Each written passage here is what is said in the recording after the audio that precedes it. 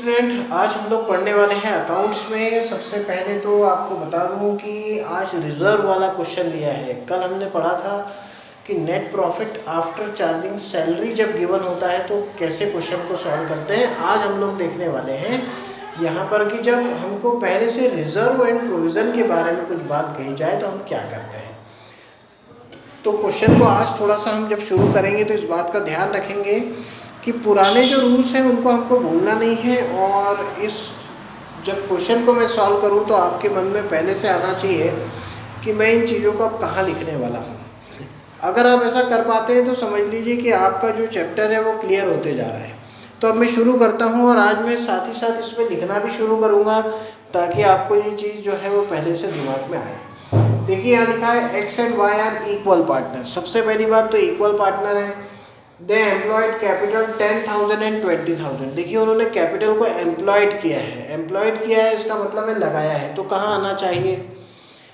तो आप सब जानते हैं कि सबसे पहले क्वेश्चन को हमको लिखना है कैपिटल अकाउंट में और बाद में उसको ट्रांसफ़र करना है प्रॉफिट एंड लॉस एप्रोप्रिएशन में। तो क्रेडिट साइड में सबसे पहले लिखा जाएगा बाय कैश अकाउंट और ये आ जाएगा 10,000 और 20,000। फिर लिखा है interest on capital is provided 5% per annum. तो इंटरेस्ट ऑन कैपिटल 5% निकालना है। तो आप सोचिए कि ये कहाँ आता होगा। तो आपको मैंने बहुत बार बताया कि जब क्वेश्चन में ड्राइंग और इंटरेस्ट ऑन ड्राइंग आ जाए तो भी आपको डेबिट पे लिखना है। जब क्वेश्चन में क्या आ जाता है ड्राइंग और इंटरेस्ट ऑन ड्राइंग, तो अभी तो कोई ड्राइंग भी नहीं है, इंटरेस्ट ऑन ड्राइंग नहीं है, तो इसको हम कहाँ लिखेंगे? तो हम यहाँ लिखेंगे bye interest on capital account. 5% में इसका अगर निकाल लूँ तो ये होता है 500 और ये हो जाएंगे 1000। फिर लिखा है salary provided to x 2000 per annum. तो अब ए को जो सैलरी देनी है वो 2000 पर एनम देनी है। तो मैं लिख दूंगा बाय सैलरी अकाउंट और ये मैं एक्स को दे रहा हूँ 2000 पर एनम। फिर लिखा हुआ है कमीशन प्रोवाइडेड टू वाई। तो मैं यहाँ लिख दूंगा बाय कमीशन अकाउंट और वाई को देना है तो वाई में लिख दिया। अब लिखा हुआ था पार्टनर्स मेड ड्राइंग 1000 एंड 2000। तो भाई ये ड्राइंग है और ड्राइंग हमेशा कहाँ आता है? डेबिट साइड में। तो मैं याद रखूंगा टू ड्राइंग अकाउंट।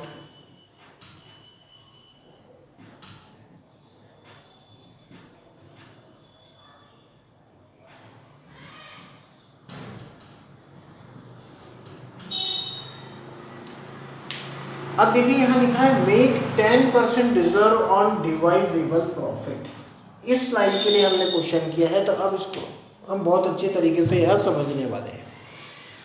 सबसे पहले तो ये समझ लीजिए कि make 10% reserve on divisible profit का मतलब क्या है।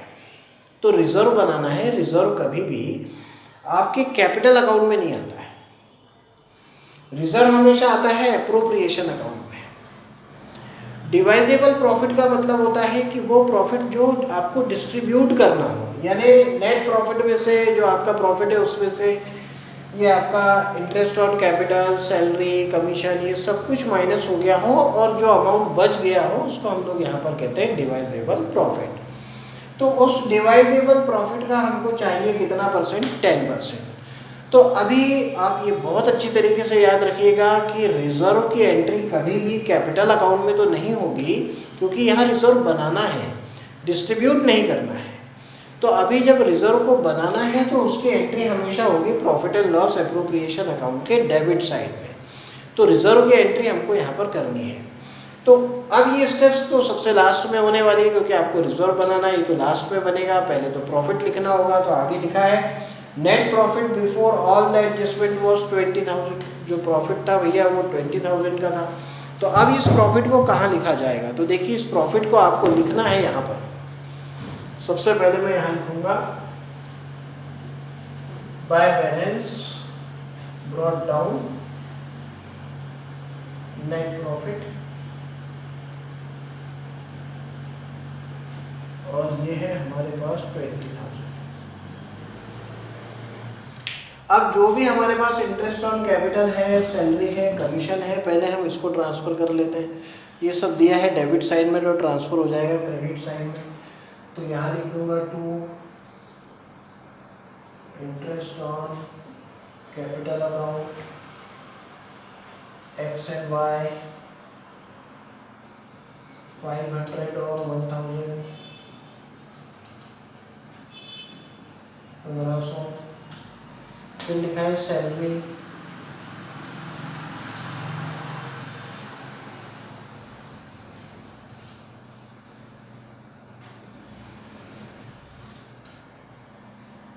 कमीशन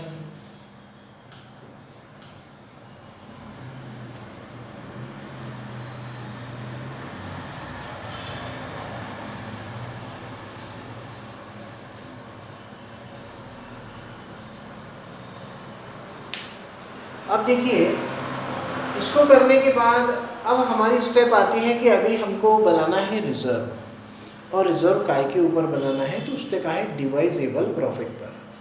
तो पहले हमको डिवाइजेबल प्रॉफिट को कैलकुलेट करना होगा। तो कैसे निकालेंगे, तो इसको अभी हम यहाँ पर समझते हैं कि डिवाइजेबल प्रॉफिट कैसे आता है। तो देखिएगा डिवाइजेबल प्रॉफिट लाने के लिए मैं क्या कर रहा हूँ। मैं यहाँ पर एक ही काम कर रहा हूँ कि जो मेरा क्रेडिट साइड है ये 20,000 का है, उसमें से 1000, 2000 एंड 1500 को मैं डिडक्ट करूँगा, यानी 4500 को मैं यहाँ पर माइनस करने वाला हूँ। तो 20,000 में से अगर मैं 4500 को माइनस करूँ तो मुझे यहाँ लिखना पड़ेगा टू रिजर्व अकाउंट।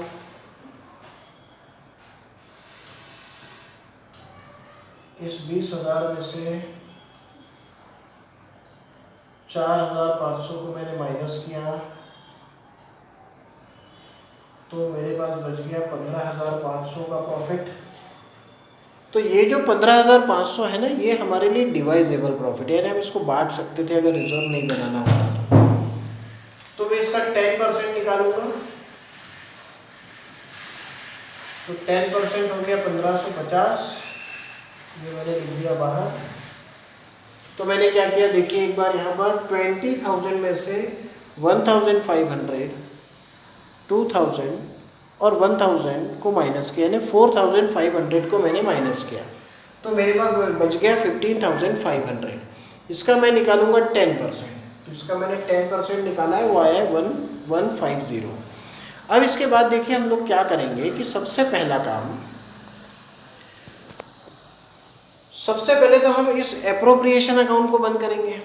तो अब इसका टोटल तो हमारा आ गया था 20,000, उसमें से हम इन चारों को जो है वो माइनस कर देते हैं। तो 20,000 में से मैं माइनस करूँगा यहाँ तक का 4,500 एंड ये हो गया 5,500, 6,050।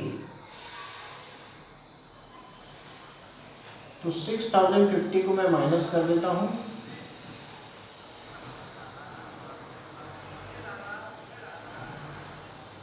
तो मेरे पास बच जाता है 13,950 रुपये। अब ये 13,950 यहाँ लिखे जाएंगे,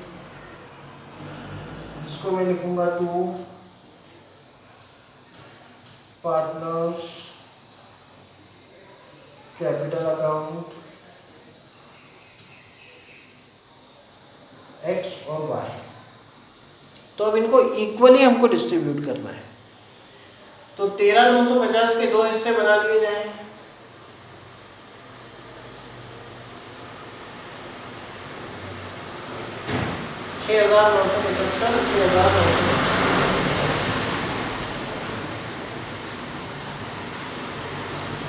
और ये जो दोनों आए हैं इसको यहाँ लिख देंगे बाय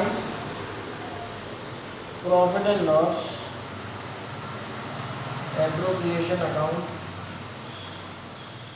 6,975 और 6,975।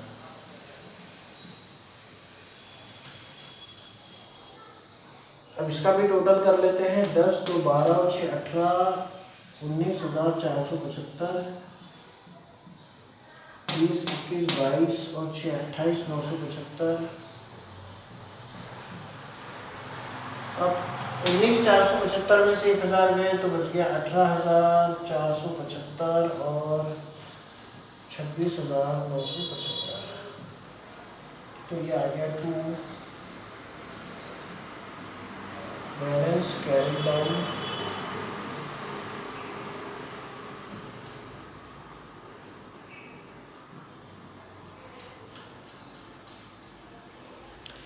तो देखिए ये था हमारा जो सेशन था, ये पूरा रिजर्व को लेकर था। इसके आगे वाले सेशन में हम लोग जो समझेंगे उसका नाम है कमीशन ऑफ मैनेजर या कमीशन आफ्टर चार्जिंग सच कमीशन। देखिए ये जितनी स्टेपें मैं आपको पढ़ा रहा हूँ इनके ऊपर पर्टिकुलर बुक में 2-2, 3-3 सवाल हैं। तो अगर आप इन स्टेप्स को अच्छे से याद रखेंगे कि डिवाइजेबल प्रॉफिट क्या होता है, किन ट्रांजेक्शन्स को कहाँ लिखना है, कमीशन का क्वेश्चन कैसे सॉल्व होता है, तो फिर आपके लिए जो कोर्स कंटेंट है वो काफ़ी इजी हो जाएगा। इस बार वैसे भी बहुत सारा कोर्स कंटेंट जो है वो कम हो गया है, तो हमें कुछ चीज़ें जो है वो स्पेशली ध्यान रखनी है। तो आप इनकी प्रैक्टिस ज़्यादा करिए। देखिए आप ऐसा मत सोचिए कि यार ये छोटा क्वेश्चन को हमने सॉल्व किया, नहीं, इसमें काफ़ी बड़ी चीज़ें थी, यहाँ पर ये चीज़ थी, कल के क्वेश्चन में आफ्टर चार्जिंग सैलरी थी, उसके पहले क्वेश्चन में फिक्स कैपिटल थी, उसके पहले क्वेश्चन में कैसे बनाया जाता था ये था। तो देखिए 4 सेशन में तो हमने 4 प्रकार की चीज़ें पढ़ ली हैं। अब एक प्रकार की चीज़ और रह गई है जिसको कि हम हमारे अगले सेशन में पढ़ लेंगे। तो आपका ये एप्रोप्रिएशन और कैपिटल अकाउंट वाला जो पूरा पोर्शन है वो ख़त्म हो जाएगा। फिर इसके बाद पास्ट एडजस्टमेंट और गारंटी वाला पोर्शन है उसको हम पढ़ेंगे और फिर ये चैप्टर हमारा पूरा क्लोज हो जाता है। तो आपको यहाँ पर यही करना है कि जितना भी आप सीख रहे हैं अभी, इसको बहुत मेहनत से तैयार करिए। आपके पास बहुत समय होता है और आप इनमें अगर बहुत ध्यान लगा के अगर पढ़ाई करेंगे तो आपका इसका आउटपुट जो है वो काफ़ी अच्छा आएगा।